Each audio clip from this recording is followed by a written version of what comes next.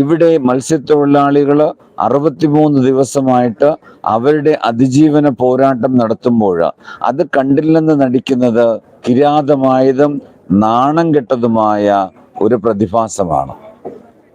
നമ്മുടെ കേരളത്തെ സംബന്ധിച്ചിടത്തോളം ഭരണ നൈപുണ്യങ്ങളിൽ നിന്ന് വ്യതിചലിച്ചുകൊണ്ട് ഭരണപാഠവും അശേഷം തീണ്ടിയിട്ടില്ലാത്ത ഭരണത്തെ പരാജയപ്പെടുത്തുവാൻ വേണ്ടി ഭരണസേനാ കേന്ദ്രത്തിൻ്റെ പരാജിത ടീമിൻ്റെ ക്യാപ്റ്റനായാണ് ഇന്ന് മുഖ്യമന്ത്രി വാഴുന്നത്.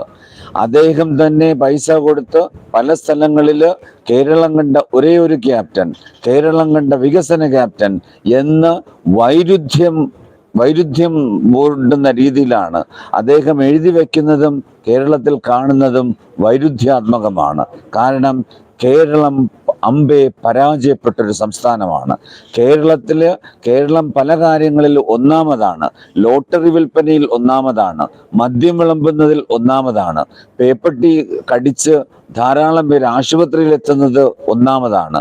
ആശുപത്രിയിൽ എത്തുന്നവർക്ക് രോഗശുശ്രൂഷ നൽകാൻ കഴിയാത്ത സംസ്ഥാനങ്ങളിൽ ഒന്നാമതാണ് കേരളം. അതുപോലെ തന്നെ കേരളം സാമ്പത്തികമായി തകർന്ന് തരിപ്പണമായ സംസ്ഥാനങ്ങളിൽ ഒന്നാമതാണ്. ഇന്ത്യ മഹാരാജ്യത്ത് ഇത്രമാത്രം കടം കൊണ്ട് മുടിഞ്ഞിരിക്കുന്ന സംസ്ഥാനങ്ങളിൽ ഒന്നാമതാണ് കേരളം. അങ്ങനെ പരാജയമടഞ്ഞ ഒരു സംസ്ഥാനത്തിൻ്റെ ക്യാപ്റ്റനാണ് കേരളത്തിൻ്റെ മുഖ്യമന്ത്രി.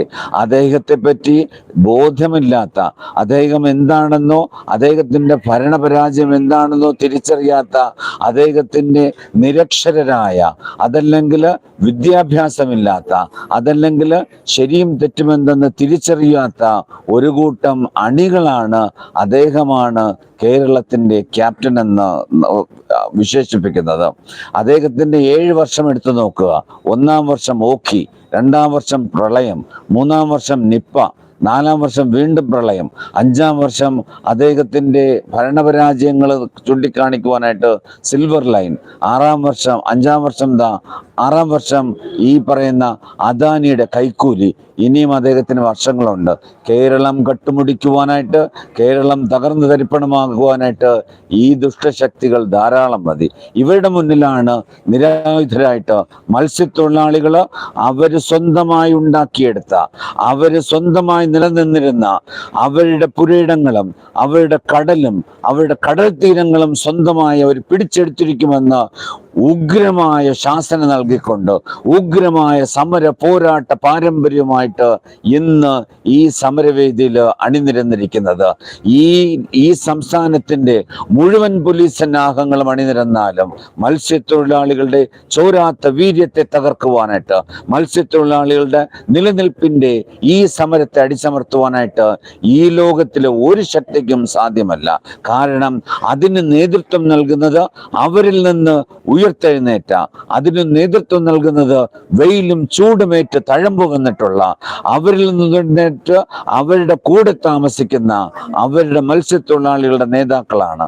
അതുകൊണ്ട് തന്നെ ഈ സമരം അതിൻ്റെ ആത്യന്തികമായ വിജയം നേടുന്നതുവരെ അഭംഗുരം മുന്നോട്ട് പോകുമെന്ന് അധികാര കേന്ദ്രത്തിൻ്റെ കോട്ടക്കൊത്തളങ്ങളിൽ ഇരിക്കുന്ന എല്ലാവരും ഓർക്കുന്നത് നല്ലതാണ്.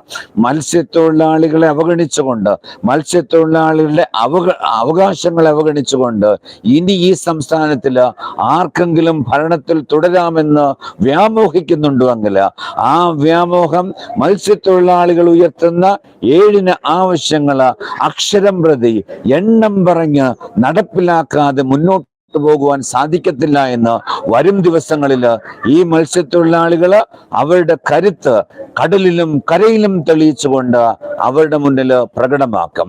വേണ്ടി വന്നാൽ സെക്രട്ടേറിയറ്റിന്റെ കവാടങ്ങൾ എന്നേക്കുമായിട്ട് അടച്ചുപൂട്ടിക്കൊണ്ട് ആ സെക്രട്ടേറിയറ്റിൽ ഇരുന്നു കൊണ്ട് മനുഷ്യന് ദ്രോഹിക്കുന്ന നിയമങ്ങളും മനുഷ്യന് ദ്രോഹിക്കുന്ന നടപടികളും കൈക്കൊള്ളുന്ന IAS ഉദ്യോഗസ്ഥന്മാരായാലും ശരി, അവർക്ക് നേതൃത്വം നൽകുന്ന വികല വീക്ഷണമുള്ള മന്ത്രിമാരായാലും ശരി, അവരെയൊക്കെ ആ സെക്രട്ടേറിയറ്റിനുള്ളിൽ അടച്ചുപൂട്ടുവാൻ മാത്രം ധൈര്യമുള്ള, അടച്ചുപൂട്ടുവാൻ മാത്രം ആൾബലമുള്ള മത്സ്യത്തൊഴിലാളികൾ പറയുന്നു, ഈ സമരം അതിവേഗം പരിഹരിക്കുന്നതാണ് രാഷ്ട്രീയ നേതാക്കൾക്കും രാഷ്ട്രീയ അധികാരികൾക്കും നല്ലത്.